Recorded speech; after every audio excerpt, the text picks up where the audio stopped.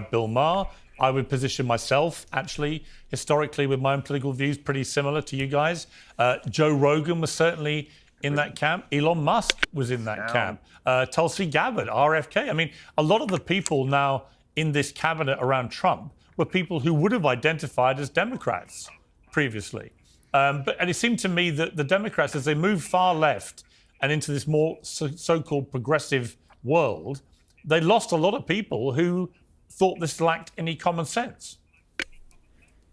Guys, this is Piers Morgan and James Carville just diving in a little bit deeper on the Democrats, switching over to Trump's side, and how George Floyd gave them the right to be stupid, the Democrats, basically. Keep watching. Yeah, I don't even know if I guess it's leftist. It's just idiotic. Yeah. Okay, there's no, there are principles, I think, that a lot of people who, like myself, would describe themselves as liberal. There are principles that we tend to share. We tend to not look at people as individuals, not part of a larger group. We tend to want to help people who are trying to make it as opposed to people that have it made. That kind of stuff, okay? We believe you build things and do things. And it was just a very loud part of the party that really came to rise a little bit more after the murder of George Floyd. Yeah. And they thought that had given them license to be stupid. And Piers, you remember the German communists in the streets of Berlin were marching the worse the better. After Hitler, us. Yeah, really? The piano wire. Right. I mean, that's how historically dumb these people have been. Yeah, it was. It's getting worse. And guess what? You're getting shot. Right. And that's the typical reaction 100%. of the Western left. Yeah. Yep. Let's talk about Trump for a moment. You said... Now, remember, okay, I got to go back because you remember the longest suicide note in history? Go on. Michael Foote.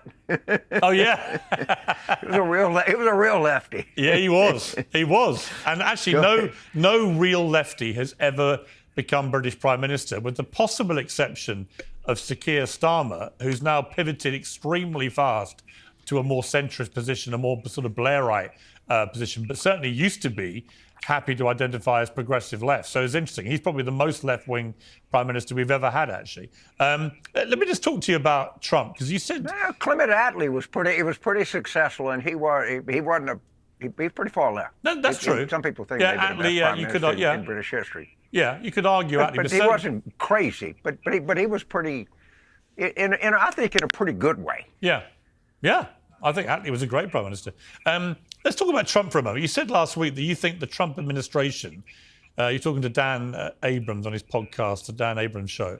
Right. You think the Trump administration will collapse within 30 days?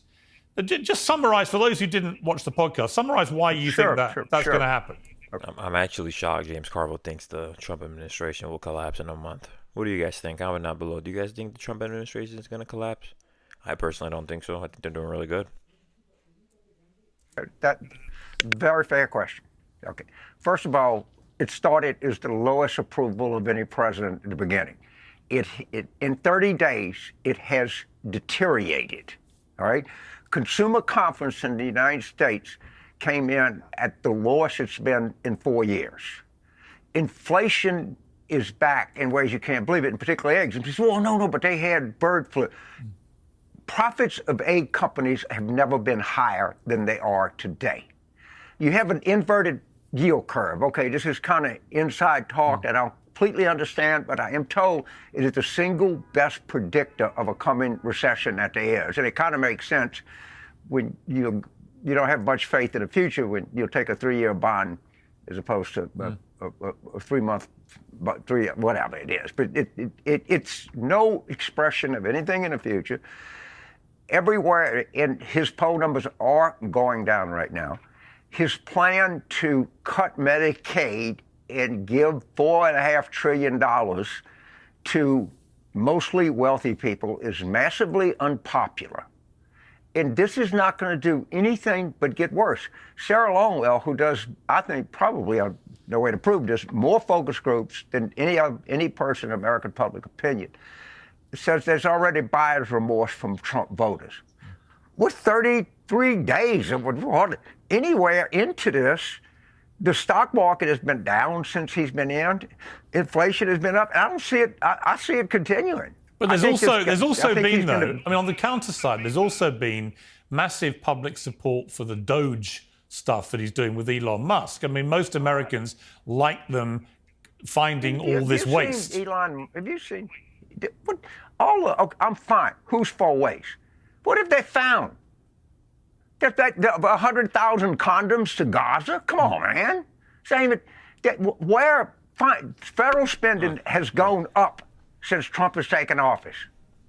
And the people like the idea of getting rid of government inefficiency.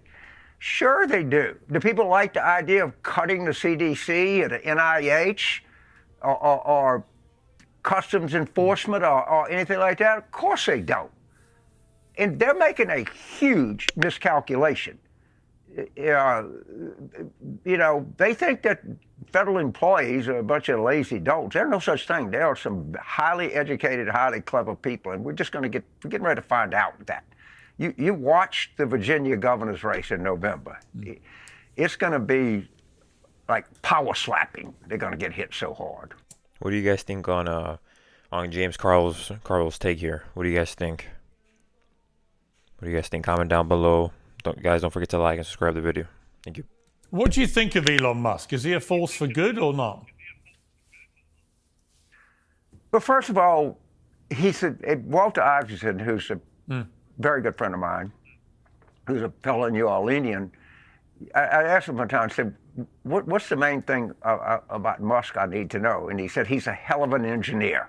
Right. And apparently, by any account, he's a hell of an engineer. I don't see any evidence that rifling through federal computers, sending people, laying people off, is A, going to save a whole lot of money, and B, has any chance whatsoever of being popular over any period of time. Now, if he can come up with an algorithm that automatically saves the federal government $1.5 trillion, then great. But he's not going to come up with that, because you need to be honest with people. The government of the United States is a giant insurance company that has an army and services its own debt in a very efficient way. So once you take out insurance, Medicaid, Medicare, Social Security, once you take out defense, once you take out debt service, you could find something, I'm sure, and maybe you could improve federal contracting, and maybe you could improve the bid process. I don't know that you can. The guy's got $400 billion, but I haven't seen anything yet. On just quick, two last subjects, but first of all, the Ukraine situation. Sure. I have personally seen a lot of costs go down, firing all these employees, with Elon Musk sending all these emails to these workers, basically asking them to summarize what they did in the past week or past 30 days. And some of them couldn't even give them answers. Like, they were just showing up to work, collecting their check, and not doing anything. They weren't doing crap. They were just wasting time, collecting money, no help. I'm sure some of you guys have gone to government-owned buildings and needing help, and you got crappy help when the Biden administration was in. Now the Trump administration's in, Elon Musk is here trying to better the DOGE. I've honestly got better services from the government buildings. There's less workers, but they're on their butt, like they're doing what they got to do.